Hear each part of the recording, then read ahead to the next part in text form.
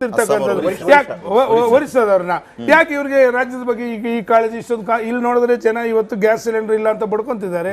ಒಂದು ಸ್ಟೇಟ್ಮೆಂಟ್, ಒಂದು ಒಳ್ಳೆ ಸ್ಟೇಟ್ಮೆಂಟ್ ಅದ್ರ ಬಗ್ಗೆ ಏನಾದರೂ ಕೊಟ್ಟಿದ್ದಾರೆ? ಇವರಿಗೆ ಕೇವಲ ಅಧಿಕಾರ ಮುಖ್ಯ ಅಂತಕ್ಕಂಥದ್ದು ರಾಜ್ಯದ ಜನತೆಗೆ ಸ್ಪಷ್ಟವಾಗಿದೆ. ಆಮೇಲೆ ಇನ್ನೂ ಒಂದು ಜನತೆ ಸೂಕ್ಷ್ಮವಾಗಿ ಕೂತ್ಕೊಂಡು ತಮ್ಮ ಕೋಟ್ಯಾಂತರ ಜನ ತಮ್ಮ ಮಾಧ್ಯಮ ನೋಡ್ತಾ ಇರ್ತಾರೆ. ಅಲ್ಲಿ ಒಂದು ಸಾಮಾನ್ಯವಾಗಿ ಮೊನ್ನೆ ಕೂಡ ನಾನು ಕೇಳಿದ್ರು, ನಾನು ವಕ್ತಾರಗಳ ಜೊತೆಲೂ ಕೂಡ ಯಾರು ತಪ್ಪಾಗಿ ತಿಳ್ಕೊಬಾರ್ದು.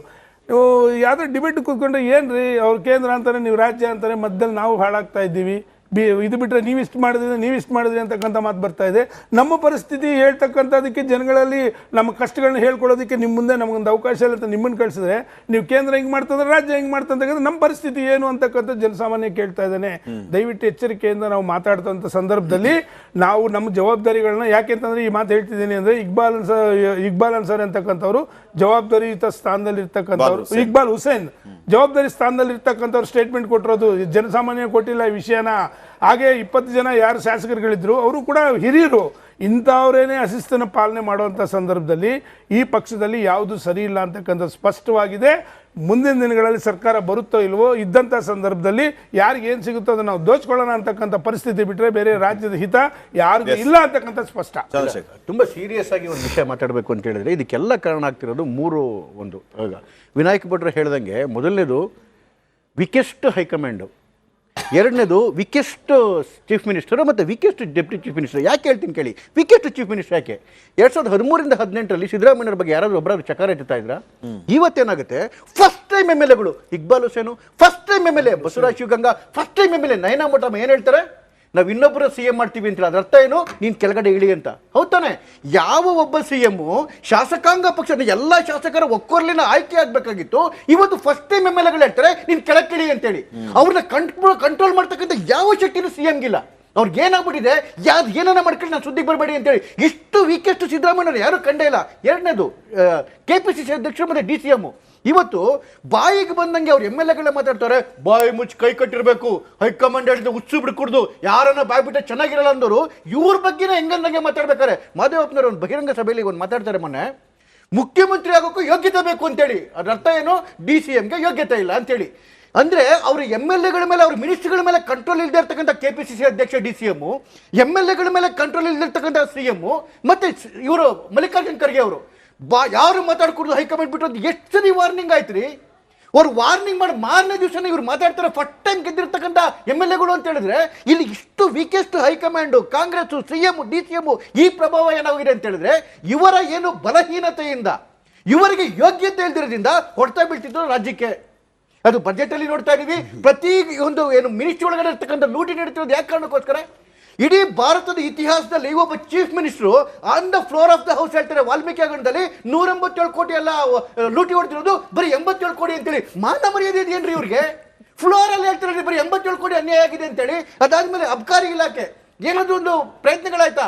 ಆಫೀಸರ್ಗಳು ಹೇಳ್ತಾ ಇದ್ದಾರೆ ನೋಡಿ, 2 ತಿಂಗಳದ್ದು ಗೃಹಲಕ್ಷ್ಮಿ ಹಣ 5,000 ಕೋಟಿ ಅಪ್ಪಪ್ಪ ಹೆಣ್ಮಕ್ಳಿಗೆ ಅವ್ರಿಗೇನು ನಂಬಿಸಿ ಅವ್ರಿಗೆ ಕುಯ್ದಿರಲ್ಲ 2 ತಿಂಗಳ ಹಣ ಎಲ್ಲೋಯ್ತು? ಇವತ್ತುವರೆಗೂ ಅಲ್ಲಿ ಇವರ ಸಚಿವರೇ ಲಕ್ಷ್ಮೀ ಹೆಬ್ಬಾಳ್ಕರ್ ಒಪ್ಕೊಂಡಿದ್ರೆ 2 ತಿಂಗಳು ಕೊಟ್ಟಿಲ್ಲ ಅಂತೇಳಿ. ಇವರ CM ಹೇಳ್ತಾ ಇದ್ದಾರೆ ಹೌದು ಹೆಚ್ಚು ಕಡಿಮೆ ಆಗಿದೆ ಅಂತೇಳಿ. ಎಲ್ಲೋಯ್ತು ದುಡ್ಡು? ₹1, 2,000 ರೂಪಾಯಿ, 5,000 ಕೋಟಿ ದಲಿತರ ಹಿಂದುಳಿದ ವರ್ಗಂತ ಹೆಣ್ಣುಮಕ್ಳು 5,000 ಕೋಟಿ ನುಂಗು ನೀರು ಕೊಟ್ಟಿದ್ದಾರಲ್ಲ, ಎಲ್ಲೋಯ್ತು ದುಡ್ಡು? ಅದು ಕಳೆದ ವರ್ಷದ ಏನು ಇದಕ್ಕೆ ಮುನಿಯಪ್ಪನವರು ಒಪ್ಕೊಂತಾರೆ 1 ತಿಂಗಳ ಅಕ್ಕಿ ಹಣ ಕೊಟ್ಟಿಲ್ಲ ಅಂತ. 720 ಕೋಟಿ ಎಲ್ಲೋಯ್ತು? ಓಕೆ, ಈಗ ಶ್ರೀಪಾದ್ ಕೆಲವು ವಿಷಯಗಳು ರ್ಯಾಷನಲ್ ಆಗಿ ಮಾತಾಡೋಣ, ವೈಯಕ್ತಿಕ ಹೋಗೋದು ಬೇಡ. ನಾನು ಅದನ್ನೇ ಮಾತಾಡೋಣ, ಅದೇ ಡೆಕೋರಮ್ ಇರಬೇಕು, ಡಿಸೆನ್ಸಿ ಇರಬೇಕು ಅಂತ ನಾನು ಅದನ್ನೇ ಹೇಳೋದು. ನಾನೇನು ಹೇಳ್ತಾ ಇದ್ದೀನಿ, 2 ತಿಂಗಳು ದುಡ್ಡು ಕೊಟ್ಟಿಲ್ವಾ, ಕೊಡ್ತಾರೆ, ಸರ್ಕಾರಕ್ಕೆ ಬಿಟ್ಬಿಡಿ. ಅದು ವಿರೋಧ ಪಕ್ಷ ನೋಡಿಕೊಂಡು ಕೇಂದ್ರ ಸರ್ಕಾರದ ಬಜೆಟ್ ನೋಡ್ಕೊಂಡು ನಾವು ಮಾಡೋದಿಲ್ಲ. ಅದು ಎವರಿ ಮಂತೆ ಕೊಟ್ಟಿಲ್ವಾ, 2 ತಿಂಗಳಿಗೊಂದ್ಸಲಿ 3 ತಿಂಗಳಿಗೊಂದ್ಸಲಿ ಕೊಡ್ತಾರೆ, ಆಯ್ತಾ? ಇದು ವ್ಯವಸ್ಥೆ ಏನು, ಅವ್ರಿಗೆ ಹಣವನ್ನು ತಲುಪಿಸಬೇಕು. ಯಾವುದೇ ಸಮಯದಲ್ಲಿ ಕಳೆದ ತಿಂಗಳು ಕೂಡ 1 ತಿಂಗಳು ಹಣ ಬಿಡುಗಡೆ ಆಗಿದೆ. ಕಳೆದ ತಿಂಗಳು ಕೂಡ 1 ತಿಂಗಳು ಹಣ ಆಯ್ತು. ಅವ್ರು ಕೇಳಿದ್ದೆ ಏನಂತಂದ್ರೆ 2 ತಿಂಗಳು ದುಡ್ಡು ಹಾಕಿಲ್ಲ ಅಂತ ಅಲ್ಲ, ಹಾಕಿದೀವಿ ಅಂತ ಹೇಳಿದ್ರೆ ನೀವು ಎಲ್ಲಿ ಹೋಯ್ತದ ಇನ್ನೂ ಬಂದೇ ಇಲ್ಲ.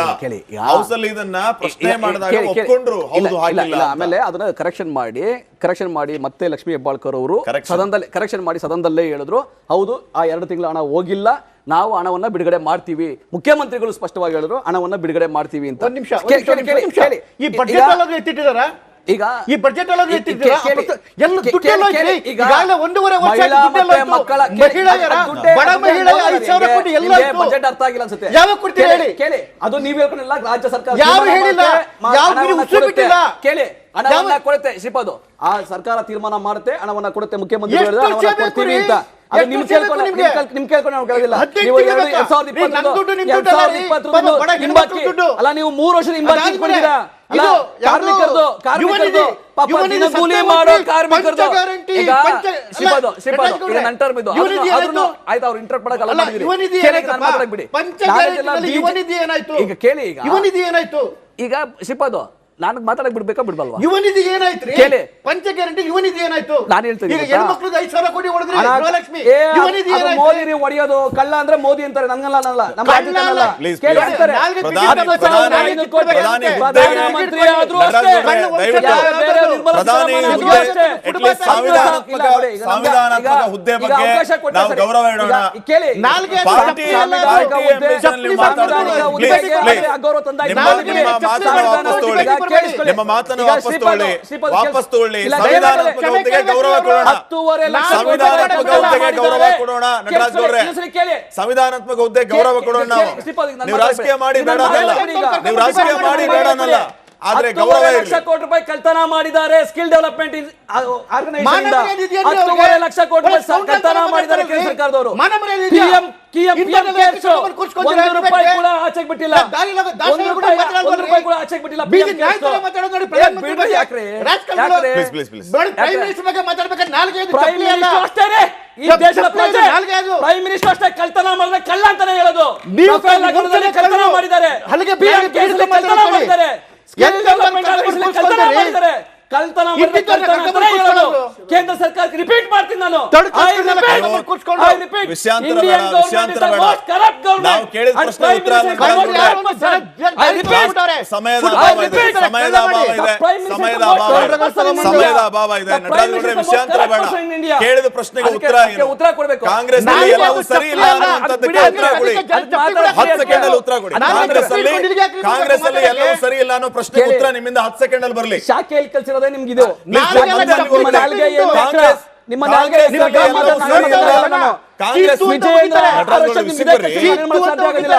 ವಿಜಯೇಂದ್ರ 6 ವರ್ಷ ನಿಮ್ಗೆ ಕಲಿಸಿದ್ರೆ ನಾನೇನು ನನಗೆ ಮಾಡಕ್ಕಾಗಲ್ಲ. ವೈಂಡ್ ಅಪ್ ಮಾಡೋದಕ್ಕೆ ಟೈಮ್ ಆಗ್ತಾ ಇದೆ. ಅದಕ್ಕೆ ಮಾತಾಡಬೇಕು, ಅವಕಾಶ ಮಾಡಬೇಕು. 10 ಸೆಕೆಂಡ್ ನಿಮ್ಗೆ ಸಿಗ್ತಾ ಇರೋದು. ಕಾಂಗ್ರೆಸ್ ಅಲ್ಲಿ ಎಲ್ಲವೂ ಸರಿ ಇಲ್ಲ ಅನ್ನುವಂತ ಪ್ರಶ್ನೆಗೆ ಉತ್ತರ ಕೊಡಿ. ನೋಡಿ, ಕಾಂಗ್ರೆಸ್ ಅಲ್ಲಿ ಎಲ್ಲ ಸರಿ ಇದೆ. ಇದು ಇಂಟರ್ನಲ್ ಡೆಮಾಕ್ರಸಿ.